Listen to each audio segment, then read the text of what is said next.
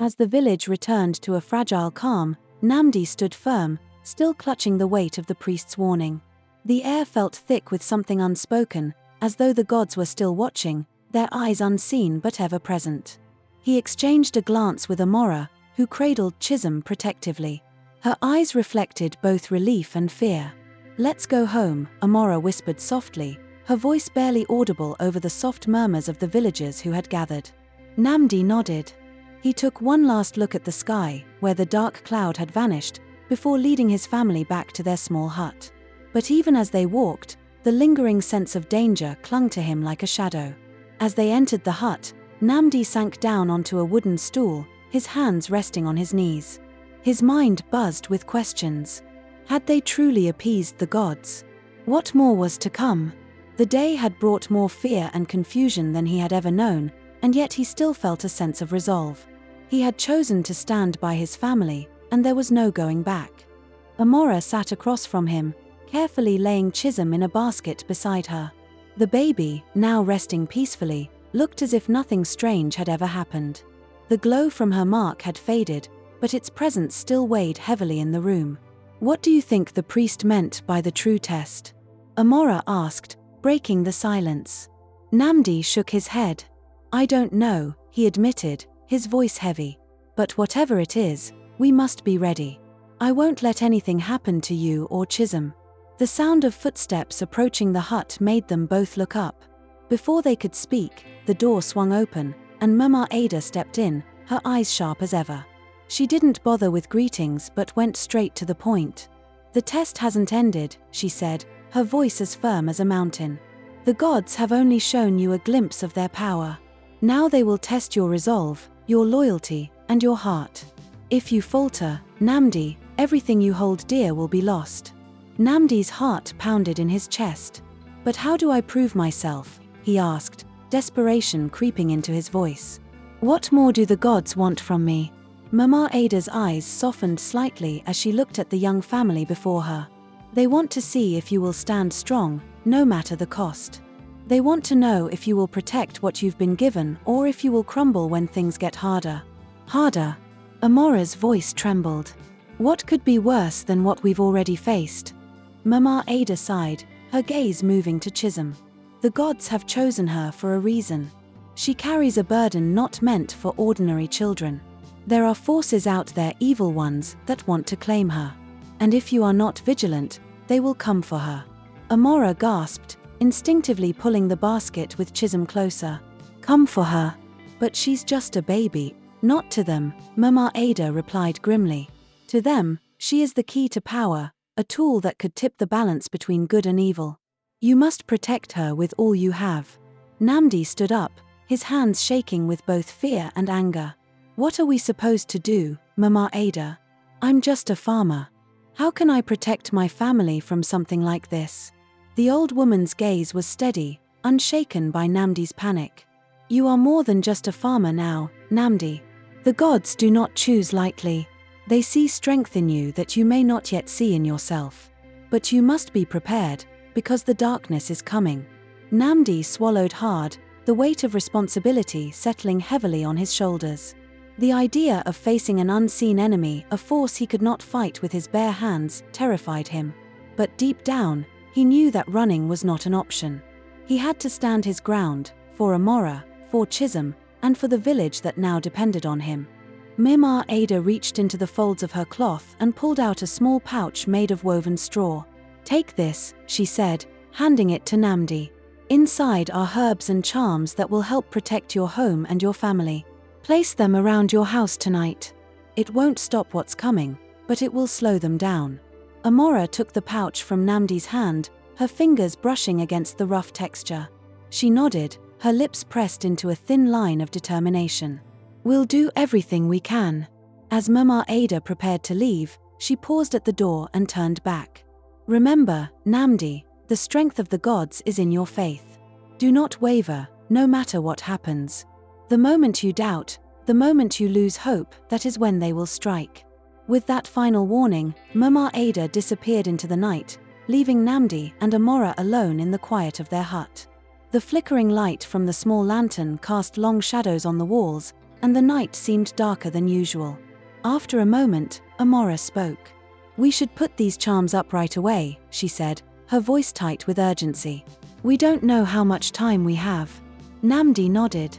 Together, they began to carefully place the herbs and charms around the hut, whispering quiet prayers as they worked. Outside, the wind howled, and the trees swayed, as if the very earth was preparing for something unseen.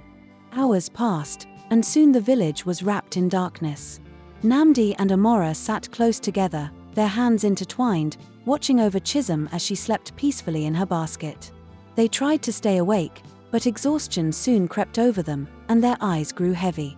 Just as Namdi's head began to droop, a soft rustling sound echoed from outside the hut. His eyes snapped open, his heart pounding in his chest. Amora, too, stirred, her gaze darting toward the door. The rustling grew louder, like the sound of something or someone moving just beyond the walls. Namdi slowly rose to his feet, his muscles tense. He glanced at Amora, who held Chisholm tightly, fear flashing in her eyes. And then, just as suddenly as it began, the noise stopped. Namdi took a cautious step toward the door, his breath shallow. His hand hovered over the latch, his mind racing with thoughts of what could be waiting on the other side. But before he could open it, the door burst open with a force that sent Namdi stumbling back. Standing in the doorway was a figure cloaked in shadows, its face hidden beneath a dark hood. The air around it felt heavy, oppressive, and cold. Namdi's heart raced as he stood frozen in place, unsure of what to do. The figure stepped forward, its voice a low, raspy whisper that seemed to seep into his very soul. "The child, she belongs to us." Namdi's breath caught in his throat as the figure stepped into the room, the coldness of its presence making the hair on his neck stand up. Amora gasped, clutching Chisholm tightly to her chest, her eyes wide with fear. The figure's voice seemed to echo in the small hut, sending chills down their spines. "She belongs to no one but us," the figure repeated, the words rolling like a dark promise. Its shadow seemed to stretch unnaturally, creeping along the floor as though it had a life of its own. Namdi took a step back, shielding Amora and Chisholm behind him, his body tense, his heart racing. His mind was screaming at him to run, but he stood his ground, his gaze locked on the figure. The words of Mama Ada and the priest echoed in his head, "You must protect her. You must not waver. What do you want?" Namdi's voice was strained but steady.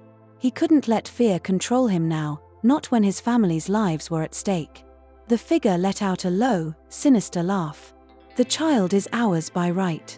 She carries the mark that belongs to us. The gods may have chosen her, but they cannot stop what is to come. She is the key to unlocking the power we seek, and you are fools if you think you can stand in our way." Namdi's hands clenched into fists. "You will not take her," he said, his voice firm with resolve. "I don't care what power you think you need or what you believe she is, but she is my daughter, and I will not let you touch her." The figure's hood shifted, revealing a glimpse of a pale, ghostly face. Its eyes, dark and hollow, gleamed with a twisted hunger. "You think you can protect her from forces beyond your understanding? You think your love is enough to shield her? You are nothing compared to the ancient ones who have claimed her soul." Amora trembled, but her grip on Chisholm tightened. She felt the baby stir in her arms, her tiny fingers curling around Amora's shawl. Chisholm's innocent face was peaceful, unaware of the danger looming over them. Amora's heart pounded as she whispered a prayer under her breath, willing the gods to hear her. Suddenly, the air in the room grew thick with energy. A faint glow began to emanate from Chisholm's mark, just as it had before. The light started softly, a gentle pulse, but it quickly grew brighter and more intense. The figure hissed and recoiled, as if the light burned it. "You cannot stop this," the figure shrieked, its voice filled with fury. "The child's power belongs to us." But as the light from Chisholm's mark brightened, it pushed the figure back. The air crackled with unseen energy, and the walls of the hut seemed to tremble under its force. Namdi felt a surge of hope rise within him as he watched the figure falter. Amora gasped as the light grew even brighter, casting long shadows across the room. "Namdi, look," she cried, her voice trembling with both fear and awe. "Chisholm, she's doing this." The figure snarled, its once menacing posture now hunched and defensive. "This is not over," it spat, its voice distorted with anger. "The darkness will claim her, and you will regret standing in our way." With a final scream, the figure dissolved into the shadows, disappearing into the night as though it had never been there. The room fell into a sudden, eerie silence. The cold air lifted, and the oppressive heaviness vanished, replaced by the gentle glow of Chisholm's mark. Amora sank to her knees, holding Chisholm close, tears of relief streaming down her face. Namdi rushed to her side, his heart still racing. He knelt beside them, his arms wrapping around his wife and child, drawing them close. "She did it," Amora whispered, her voice full of disbelief. "She scared them away." Namdi nodded, but his mind was still spinning. The figure's words echoed in his thoughts. This is not over. The threat of the darkness still lingered, and he knew this was only the beginning of a much larger battle. Chisholm's power had saved them tonight, but how much longer could they rely on it? And what exactly were they up against? Suddenly, there was a soft knock at the door. Namdi froze, his eyes darting to the entrance, his heart racing again. Had the figure returned? Or was this someone else? With caution, Namdi slowly stood up and approached the door. He opened it just a crack, peeking through to see who it was. To his surprise, it was Mama Ada, standing calmly outside, her face as serious as ever. Behind her stood the priest, Okeke, his expression grim. "We need to talk," Mama Ada said quietly, stepping inside without waiting for an invitation. "The danger you faced tonight was only the first wave. The darkness you saw is far more powerful than you can imagine." Namdi swallowed hard, nodding as he closed the door behind them. He could feel Amora's eyes on him, filled with worry. "What do we do now?" Namdi asked, his voice heavy with concern. "How do we protect Chisholm?" The priest stepped forward, his deep voice cutting through the tension. "We must prepare for the battle that is coming. The forces of darkness will not stop. They will return, stronger and more determined. But there is a way to protect Chisholm, if you are willing to take the risk." Namdi and Amora exchanged a glance, their hearts filled with both fear and determination. "We will do whatever it takes," Amora said firmly, her hand resting protectively on Chisholm's small form. "We will protect her." Mama Ada nodded, her expression grave. "Then you must be ready for the greatest challenge of your lives. The gods have chosen her, but it is your faith, your strength, that will keep her safe." The priest held up a small, intricately carved object, a talisman of sorts, made of dark wood and covered in ancient symbols. "This will help shield her from the darkness. But it is only temporary. The real battle will come soon, and when it does, you must be ready to face it." Namdi took the talisman, his fingers tracing the symbols carved into the wood. He could feel the weight of the responsibility that had been placed on his shoulders. The fight was far from over. As the night deepened and the village slept, Namdi knew that the darkness would return. The figure's warning echoed in his mind, but so did the memory of Chisholm's glowing mark. The gods were watching, and the battle had only just begun. The days following the encounter with the shadowy figure were filled with a heavy sense of anticipation. Every morning, Namdi woke before the sun rose, his mind already alert, scanning the village for signs of danger. The talisman the priest had given him hung around Chisholm's small neck, its ancient symbols seemingly pulsing with energy that kept the darkness at bay for now. Amora, too, could sense the unease in the air. She had become more protective, never letting Chisholm out of her sight for more than a few moments. Even when she slept, it was with one eye open, ready to jump at the slightest sound. The weight of the prophecy, of their daughter's uncertain fate, weighed on her more than anything else she had faced. It wasn't long before the village began to feel the tension as well. Rumors of strange shadows lurking at the edge of the forest spread quickly. People spoke in hushed whispers of seeing dark figures moving at night, though none dared to approach. The elders gathered often, discussing the possible meaning behind the omens, while the priest performed rituals meant to appease the gods and protect the village. Yet, no one could shake the feeling that something darker was approaching. One evening, as the sun dipped below the horizon, casting long shadows over the village, Namdi sat outside their hut, sharpening his farming tools. He wasn't sure why he felt the need to sharpen them. There wasn't much left to harvest from his failing crops, but the rhythmic scraping of stone on metal gave him something to focus on besides his growing fear. Amora sat beside him, cradling Chisholm in her arms. The baby cooed softly, her tiny fingers grasping at the air, oblivious to the worries of her parents. Namdi glanced over at them and felt a pang of guilt. He had sworn to protect them, but each day that passed brought more uncertainty. "Do you think we're truly ready?" Amora asked quietly, breaking the silence. Her voice was soft but carried the weight of the question that had haunted both of them since the night the figure had appeared. Namdi paused, staring down at the tool in his hands before letting out a heavy sigh. "I don't know. I want to believe we are. But whatever this darkness is, it's nothing I've ever faced before. It feels bigger than us, like we're just a small part of something much larger." Amora nodded, her eyes never leaving Chisholm. "I feel the same. Every time I look at her, I wonder if we're doing enough. If we even can do enough." Before Namdi could respond, there was a soft knock on the door. Both he and Amora tensed, their eyes darting toward the entrance. They hadn't been expecting visitors, especially not at this hour. Namdi stood up, gripping the sharpened tool tightly in his hand. He opened the door cautiously, peeking out before fully pulling it open. To his relief, it was Mama Ada, her weathered face illuminated by the dim glow of the lantern she carried. "Mama Ada," Namdi said, stepping aside to let her in. "What brings you here at this time?" The old woman entered, her footsteps slow and deliberate. She placed the lantern on the small table inside the hut, its warm glow casting flickering shadows across the walls. She didn't speak right away, instead taking a long look at Chisholm, who had drifted off to sleep in Amora's arms. Finally, she turned to face Namdi and Amora, her expression serious. "The time is drawing near," she said, her voice low. "I've spoken with the gods, and they have told me that the final test is coming. The darkness will return, and when it does, it will try to take Chisholm." Amora's breath caught in her throat, and she clutched Chisholm tighter. "But how do we stop it?" she asked, her voice trembling.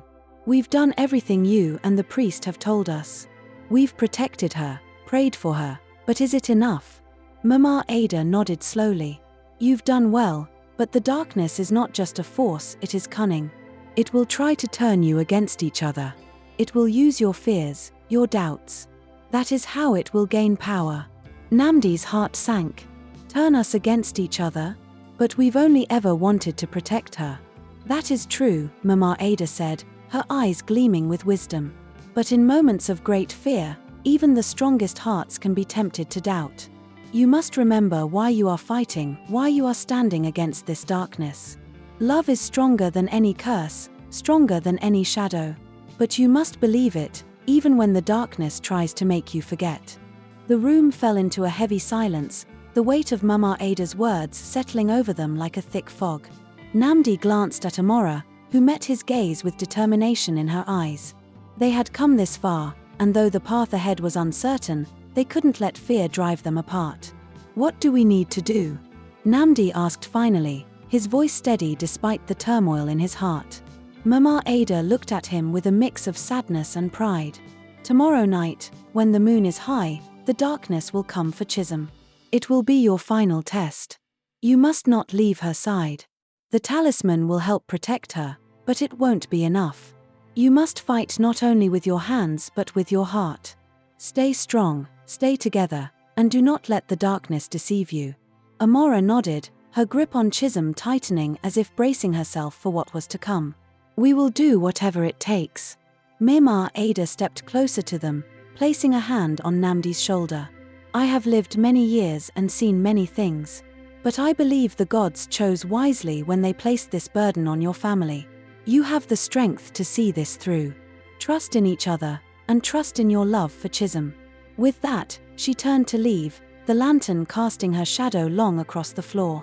Before she stepped out into the night, she paused at the door, her back to them.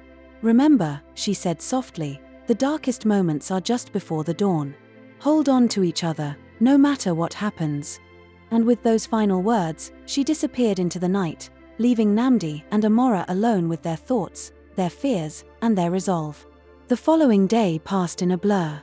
Namdi and Amora prepared the house, securing every window and door, placing the talisman near Chisholm's bed. The village remained quiet, as if the earth itself was holding its breath, waiting for what was to come. As the sun began to set, casting a deep orange glow across the sky, Namdi felt the tension in his chest grow tighter.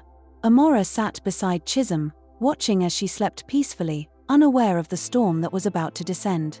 Namdi joined her, sitting on the floor beside them, his hands resting on his knees. "We're ready," he said softly, though his voice carried more hope than certainty. Amora nodded, but neither of them spoke again. They knew the time was near, and no words could change what was about to happen. All they could do was wait. As night fell, the village was plunged into a deep, eerie silence. The moon hung high in the sky, its pale light casting an otherworldly glow across the land. The air grew still, and the temperature dropped, as if the world itself was bracing for what was to come. And then, just as Namdi had feared, the shadows began to stir. The night seemed to stretch into eternity as Namdi, Amora, and Chisholm huddled together in their small hut, their hearts pounding in unison. Outside, the shadows swirled, creeping closer with every passing minute. The wind picked up, howling through the trees and rattling the doors. The air was thick with tension, and Namdi could feel the weight of the moment pressing down on him like a stone. Inside the hut, the talisman glowed faintly, casting a soft light over Chisholm as she slept. The baby was peaceful, her small chest rising and falling gently. But Namdi and Amora knew this was the calm before the storm. Amora tightened her grip on Chisholm, her knuckles white with fear. "It's coming, isn't it?" she whispered, her voice barely audible over the wind. Namdi nodded, his eyes fixed on the door. "Yes," he said quietly. "But we're ready. We have to be." Suddenly, the door of the hut began to shake violently, as if something unseen was trying to break through. Namdi jumped to his feet, grabbing a wooden staff he had prepared earlier. He stood between his family and the door, his heart racing, his hands trembling. The door burst open with a deafening crash, and the shadows poured into the room like a flood. They swirled and twisted, dark and formless, their cold tendrils reaching out toward Chisholm. The air in the room turned icy, and Amora gasped as the shadows wrapped around her, pulling at her, trying to tear her away from Chisholm. Namdi swung his staff, shouting, "Stay away from my family," but his strikes passed through the shadows as if they were smoke. The darkness seemed to laugh at him, mocking his efforts. In the midst of the chaos, the talisman around Chisholm's neck began to glow brighter, pulsing with a powerful light. The shadows recoiled, hissing and retreating slightly, but they didn't disappear. They circled the family, waiting for a moment of weakness. Amora clutched Chisholm tightly, her face pale with fear. "Namdi, they're too strong," she whispered, her voice shaking. "What are we going to do?" Namdi glanced at his wife, his mind racing. The shadows were too powerful to fight with force. Mama Ada's words echoed in his mind, "It will use your fears, your doubts. But you must believe in your love. Love is stronger than any curse."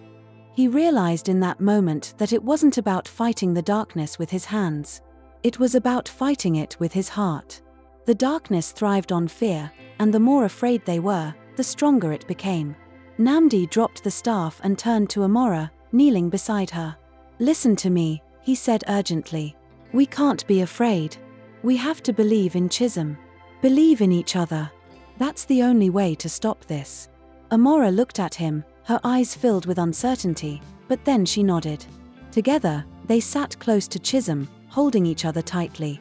Namdi closed his eyes and focused on the love he felt for his family, blocking out the fear, the doubt, and the darkness that surrounded them. The shadows closed in, but as Namdi and Amora's hearts steadied, the light from the talisman grew even brighter. It pulsed with warmth and power, filling the room with a blinding radiance. The shadows screamed in fury, writhing and twisting as they tried to escape the light.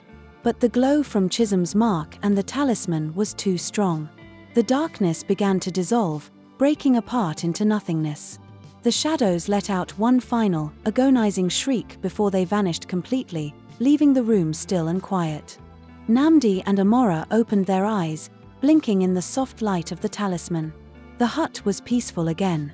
The air was warm, and the cold chill of the darkness had disappeared. Chisholm lay quietly in Amora's arms, her tiny hand resting on the talisman. "It's over," Amora whispered, tears streaming down her face. "We did it." Namdi exhaled, feeling the tension in his body release. He hugged Amora and Chisholm tightly, relief washing over him like a wave. The next morning, as the sun rose over the village, the news of the night spread quickly. The villagers gathered outside Namdi and Amora's hut, murmuring in awe and wonder. Mama Ada and the priest arrived, their faces solemn but proud. "You've passed the test," Mama Ada said softly, looking at Namdi and Amora with respect. "The darkness is gone, and the gods are pleased. Chisholm is safe now. You've protected her well." Namdi smiled weakly, still feeling the weight of everything that had happened. "We couldn't have done it without your guidance." The priest nodded. "You stood firm when it mattered most. That is what saved you and your daughter." As the villagers celebrated, Namdi and Amora knew that life would never be the same. Their love for Chisholm had protected her from the darkness, and they had proven that no force, no curse, could break the bond they shared. Moral lessons. 1. Faith and love conquer fear. In moments of deep fear and doubt, it's easy to lose hope. But Namdi and Amora showed that by holding on to their love for each other and their child, they could overcome even the darkest of forces.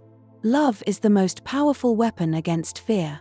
2. Unity and strength come from family. Namdi and Amora faced challenges that seemed insurmountable, but they drew strength from each other. Their unity, trust, and commitment to protecting their child helped them defeat the shadows that threatened them. Family can be the strongest shield in difficult times. 3. Courage is not the absence of fear, but standing firm despite it. Namdi was terrified, but he didn't let fear control him. He realized that true courage comes from standing firm and doing what's right, even when the odds seem impossible.